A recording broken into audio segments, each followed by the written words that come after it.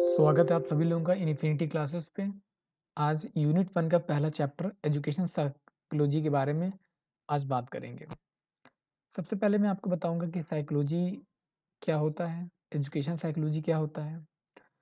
उसके बाद मैं आपको बताऊंगा कि उनकी इम्प्लीमेंटेशन यानी कि जो प्राइमरी स्कूल्स होते हैं बच्चों के, वहाँ पे साइकोलॉजी किस टर्म में बच्चों की हेल्प करती है, उनके बिहेवियर में बदलाव करके। क्योंकि हर जगह, हर स्कूल में हर तरीके के स्टूडेंट्स होते हैं, हर तरीके के बालक होते हैं, हर तरीके के बच्चे होते हैं। सारे बालक एक समान नहीं होते, लेकिन हमारा जो टीचिंग मेथड्स है, वो इस तरीके से डिज़ाइन्ड होना चाहिए या इस तरीके का तरीका होना चाहिए कि वो बालक पे अच्छी तरीके से प्रभाव डाले, जो पढ़ाने का तरीका है। हम शुरू करते हैं अपना चैप्टर। लाइक, शेयर, सब्सक्राइब आप कर सकते हैं। तो जब हम मनोविज्ञान की बात करते हैं तो सिंपल एक मन में बात आती है कि what is psychology. What is psychology या फिर मनोविज्ञान है क्या। एक लाइन में मैं डिफिनेशन बताना चाहूँगा कि साइकोलॉजी क्या is a branch of science. आपको पता होगा कि साइकोलॉजी इटसेल्फ एक अपने आप एक सब्जेक्ट नहीं था। सबसे पहले एक सब्जेक्ट फिलॉसफी हुआ करता था। साइकोलॉजी उसी से ड्राइव सब्जेक्ट है, फिलॉसफी से।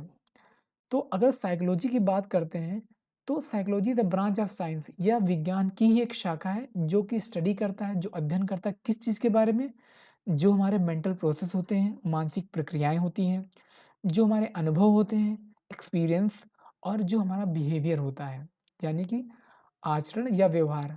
मैंने यहाँ पे लिखा है आचरण या व्यवहार इन डिफरेंट कॉन्टेक्स्ट। कॉन्टेक्स्ट का मतलब ये हुआ, मतलब विभिन्न संदर्भों में। अब 3 चीज़ें मैंने आपको बताई कि मेंटल प्रोसेस, एक्सपीरियंस और बिहेवियर, मतलब मानसिक प्रक्रियाएँ, अनुभव और आचरण या व्यवहार। इन चीज़ों को हम अच्छे से डिस्कस करते हैं। मतलब मेंटल प्रोसेस क्या है? आपकी मानसिक प्रक्रियाएँ कौन-सी? जैसे आप डेली आपके लाइफ में बहुत सारी डेली चैलेंजेस आते हैं, बहुत सारी प्रॉब्लम्स आते हैं जिनको आप कुछ अच्छे से सॉल्व कर लेते हो, कुछ सॉल्व नहीं कर पाते हो।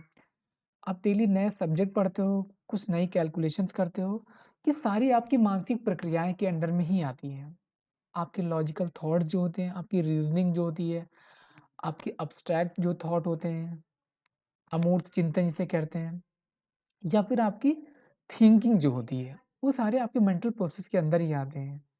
एक्सपीरियंस का मतलब क्या है? अनुभव, जो आप अनुभव करते हो। आपका अनुभव अच्छा भी हो सकता है किसी चीज़ के लिए, या किसी व्यक्ति के लिए आपका अनुभव खराब भी हो सकता है। That means it can be either good और बैड। राइट भी हो सकता है, रॉन्ग भी हो सकता है।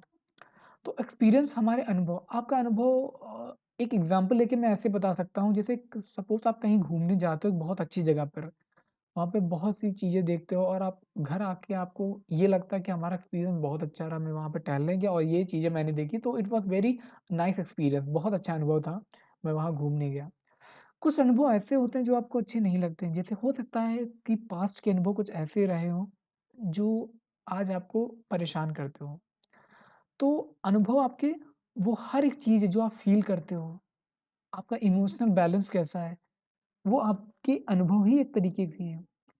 तो ये आपके अनुभव हो गए हैं। उसके बाद जब बिहेवियर की बात करते हैं, व्यवहार, व्यवहार भी हमारा देखो, सिंपल हम ये कह देते हैं कि इंडिविजुअल डिफरेंसेस तो होती हैं। हर व्यक्ति में व्यक्तिगत भिन्नताएँ बहुत पाई जाती हैं। किसी का व्यवहार अच्छा हो सकता है आपके लिए या फिर बुरा हो सकता है। वो डिफरेंट कॉन्टेक्स्ट डिपेंड करता है। व्यवहार किसी का अच्छा या बुरा नहीं होता है, क्योंकि हम कोई जजमेंटल यहाँ पे नहीं बात कर रहे हैं। हो सकता है कुछ ना कुछ उसकी बैक स्टोरी रही हो जिसकी वजह से उसका व्यवहार आज प्रेज़ेंट टाइम में अच्छा नहीं हो, ये हो सकता है ना? तो अब व्यक्ति ऐसा व्यवहार क्यों कर रहा है, उसके पीछे कोई ना कोई कारण हो सकता है। तो बिहेवियर हमारा एक समय में अलग हो सकता है, दूसरे समय में कैसा भी हो सकता है। ज़रूरी नहीं है आप जैसा बिहेवियर अपना घर पे रखते हो, वैसा अपना बिहेवियर बाहर रखते हो। जिस तरीके से आप घर पे बात करते हो, उस तरीके से हो सकता है बाहर बात ना करते हो। तो एक तरीके, ये पर्सनैलिटी डिफरेंस होता है हर एक व्यक्ति में, ये कॉमन एक चीज़ है। क्योंकि अब दूसरी चीज़ ये आती है कि अब बिहेवियर में ये भी होता है कि आप हैप्पी रहते हो, सैड रहते हो, तो ये भी एक बिहेवियर का ही पार्ट है। ये चीज़ें आपको आई होप सो क्लियर हो गई होंगी बिल्कुल कि मेंटल प्रोसेस आपकी जो मानसिक प्रक्रियाएँ हैं, आपकी जो एक्सपीरियंस है और जो बिहेवियर है, ये सारी चीज़ें हम साइकोलॉजी के अंडर ही पढ़ते हैं और इसमें बदलाव ला कर के ही हम बच्चों में कुछ अच्छे प्रोसेस, एक्सपीरियंसेस और बिहेवियर में उनके परिवर्तन ला करके हम उनका बिहेवियर चेंज भी कर सकते हैं, जो कि इफेक्टिवली काम करेगा। तो आप इस चीज़ को समझ रहे होंगे अच्छी तरीके से। आप 1 मिनट वेट करिएगा, मैं आपको बताता हूँ। इस चीज़ को मैं थोड़ा-सा एक्सप्लेन कर कर देता हूँ। अभी मैं आपको बताने वाला हूँ, आगे हम स्लाइड में चलते हैं। तो आगे हम जब हम बात करते हैं कि जब हमारी बात आती है साइकोलॉजी की डेफिनिशन मैंने आपको बता दी, हमको मेंटल प्रोसेस, एक्सपीरियंस, बिहेवियर में आपसे डिस्कस कर लिया। उसके बाद आप बात करते हैं उद्दीपक और रिस्पॉन्स की, मतलब स्टिमुलस एंड रिस्पॉन्स, उद्दीपक और अनुक्रिया। देखिए, उद्दीपक क्या होता है? आप सिंपल शब्दों में अगर हम बात करते हैं, आपने जो एलेव ने एक्सपेरिमेंट किया था कुत्ते पे, डॉग पे एक्सपेरिमेंट किया था। जब वो किसी खाने की खुशबू या खाने के बारे में उसको लगता है सामने आ रहा है और घंटी जब बजती थी, जब बेल रिंग होती थी, तब उसे लगता था मुँह में सलाइवा आता था। तो उसे लगता है वो एक रिएक्शन देता था। रिएक्शन किस फॉर्म में, उसका अनुक्रिया किस तरीके से वो दे रहा है? मुँह में जो उसकी लार आती थी। यहाँ पे उद्दीपक क्या है? स्टिमुलस क्या है? यहाँ पे उद्दीपक वो भोजन है। वो खाना भो जो भोजन डॉग को चाहिए, वो एक तरीके का स्टिमुलस का काम कर रहा है और इन रिस्पॉन्स अनुक्रिया कुत्ता क्या कर रहा है कि घंटी बजने के बाद जो उसके मुँह में सलाइवा आता है। अब हमारे लिए उद्दीपक और अनुक्रिया बहुत हो सकते हैं। हम डेली लाइफ़ में देखते हैं, डेली सारे एडवर्टाइज़मेंट देखते हैं, बहुत सारे एडवर्टाइज़मेंट हमें अट्रैक्ट करते हैं कि ये मैं खरीद लूँ, वो खरीद लूँ, ये परचेज़ कर लूँ। तो ये एक तरीके का आपके आस-पड़ोस भी उद्दीपक रहते हैं और अनुक्रिया क्या करते हो, आप जाके परचेज़ भी करते हो उन चीज़ों को। और स्टिमुलस क्या हो सकता है, जैसे आपको भूख लगती है, आप खाना खाते हो, आपको प्यास लगती है, आप पानी पीते हो, आपको नींद आती है, आप सोते हो, ठीक है? आपको हँसना होता है, आपको रोना होता है, तो ये सारे एक तरीके से स्टिमुलस हम रिस्पॉन्स देते हैं। जो भी जैसे भूख लगती है तो खाना खाए, हमारी क्रिया, और जब हमें प्यास लगी तो हमने पानी पिया, ये हमारी अनुक्रिया हुई। अब ये इंटरनल भी होते हैं और एक्सटर्नल भी होते हैं। इंटरनल की जैसे बात करी, जैसे मैंने कहा जो बायोलॉजिकल होते हैं, जैसे आपको भूख लगना, प्यास लगना, सोना, जगना, ये सारे इंटरनल हैं। लेकिन जब बाहरी बात करते हैं, जैसे बाहरी मतलब जो मटेरियल चीज़ें हैं, आपने किसी की कार या फिर आपने किसी एक अच्छी लग्ज़री कार देखी और आपके अंदर एक अनुक्रिया मतलब जागृत हुई कि इस कार को मैं खरीद लूँ या मेरे पास भी काश मेरे पास ये कार होती। तो स्टिमुलस वहाँ पर उद्दीपक क्या है, वो कार है जो एक फर्स्ट क्लास कार खड़ी हुई है और रिस्पॉन्स आपने क्या किया कि काश मेरे पास भी ये कार होती। तो एक तरीके से हमारे मन के भाव जो होते हैं वो जागृत होते हैं जब हम स्टिमुलस और रिस्पॉन्स का इंटरैक्शन देखते हैं। ये चीज़ आपको आई होप समझ में आ गई होगी।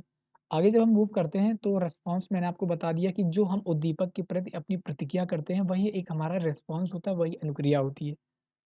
अब साइकोलॉजी का यहाँ पे डीप मीनिंग हम समझते हैं। एक ग्रीक वर्ड 2 ग्रीक वर्ड से बना हुआ है साइकी और प्लस लोगोस। साइकी का मतलब होता है आत्मा और लोगस का मतलब स्टडी। तो सिंपल में साइकी लोगस का मतलब होता है आत्मा का अध्ययन, मतलब स्टडी ऑफ सोल।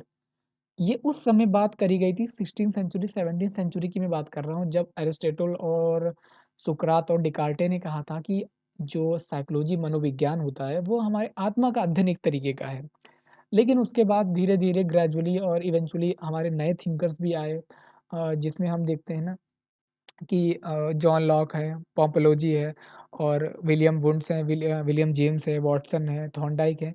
तो जो ये लोग थे, इन्होंने अपनी अलग-अलग परिभाषाएँ दी। 16th सेंचुरी में सुकरात या अरस्तू या डिकार्टे ने कहा कि जो मनोविज्ञान होता है, वो क्या होता है? आत्मा का अध्ययन होता है। लेकिन उसके बाद जब जॉन लॉक और पोम्पोलॉजी आते हैं, तो वो कहते हैं कि नहीं, मन का विज्ञान होता है। साइकोलॉजी जो मनोविज्ञान होता है, ये एक तरीके का मन का अध्ययन होता है। उसके बाद जैसे विलियम वुंट और विलियम जेम्स, उनका क्या कहना था 18th सेंचुरी में, 18वीं शताब्दी में कि आत्मा से शिफ्ट या मन से शिफ्ट होके उन्होंने चेतना के रूप में उसको परिभाषित किया कि जो मनोविज्ञान होता है, वो एक तरीके का आत्मा का अध्ययन होता है।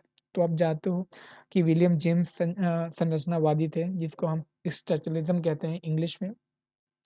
ऐसे-ऐसे सेंचुरी हमारी बीती गई और 19th सेंचुरी में एक नई डेफ़िनेशन आई कि बिहेवियर की, व्यवहार की बात करी गई। व्यवहार की बात मैकडूगल करते हैं या फिर हम जेबी वॉटसन भी करते हैं जिनको व्यवहार का जनक भी कहा जाता है। तो उनका ये कहा था उन्होंने इन सारी चीज़ों की थ्योरी को क्या किया, हटा दिया। उन्होंने कहा मन, चेतना और आत्मा से हट करके उन्हें व्यवहार की बात की। उन्होंने क्या बात की, अगर जो किसी बालक या बच्चे के व्यवहार में अगर परिवर्तन हम ला सकते हैं, तो वो हर चीज़ को सिखा सकते हैं जो वो सीखना चाहता है। तो इन सारी चीज़ों को हम यहाँ पर हमने एक परिभाषा डाल दी है साइकोलॉजी की, कि साइकोलॉजी क्या होता है? 2 वर्ड से बना हुआ है साइकी प्लस लोगस, जिसका मतलब होता है कि स्टडी ऑफ सोल। तो मनोविज्ञान क्या है? जैसे मैंने जो चीज़ आपको बताई थी कि अरस्तू का कहना था 16th सेंचुरी में कि प्लेटो, अरस्तू और डेकार्ट उनका ये कहना था, ये तीनों लोग यूनानी दार्शनिक थे, इनका कहना था कि मनोविज्ञान आत्मा का विज्ञान होता है। उसके बाद 17th सेंचुरी में जब बात करते हैं तो यहाँ पर मन आत्मा से शिफ्ट होके मन की बात करी गई। मन की बात कौन करता था? मन की बात करता था जॉन लॉक और पोम्पनोजी। वो बात क्या करते थे कि आत्मा नहीं, मन का विज्ञान है मनोविज्ञान। उसके बाद जब 18th सेंचुरी में आते हैं तब विलियम जेम्स का कहना था, उन्होंने इन 1890 में एक बुक भी अपनी पब्लिश करी थी मनोविज्ञान की पहली पुस्तक, जिन्होंने उन्हें जिसमें मनोविज्ञान को चेतना के विज्ञान के रूप में परिभाषित किया। और विलियम वुड्स ने जर्मनी के लिप्जिग में 1879 में अपनी प्रथम मनोविज्ञान की प्रयोगशाला भी स्थापित करी। और विलियम वुंट जो थे उन्होंने ही प्रयोगशाला को स्थापित किया, और जो उनके साथ थे उनके शिष्य जो ब्रेनफोर्ड टिश्नर थे, उन्हें मनोविज्ञान को चेतना का विज्ञान माना।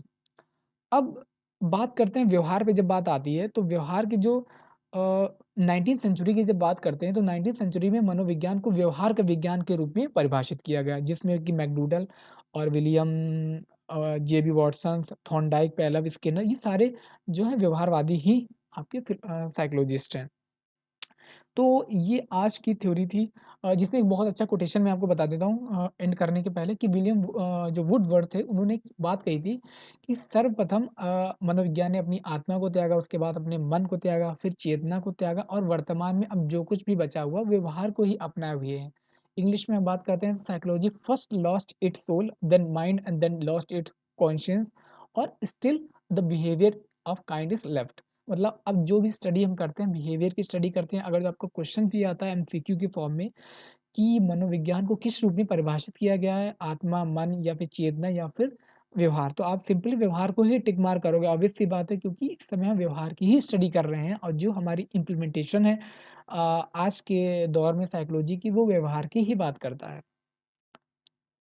सो आज की ये मैंने आपको साइकोलॉजी के बारे में कुछ चीज़ें बताई। आई होप सो आपको समझ में भी आई होंगी। अगर जो कुछ भी नेक्स्ट जो लेक्चर या फिर नेक्स्ट जो क्लास हम रखेंगे वो अ, रखेंगे आपकी जो स्कूल्स ऑफ साइकोलॉजी, यानी कि जो संप्रदाय मनोविज्ञान के हैं। तो I hope so you like my lecture. Thank you so much for watching and giving your time on this infinity classes. Thank you so much.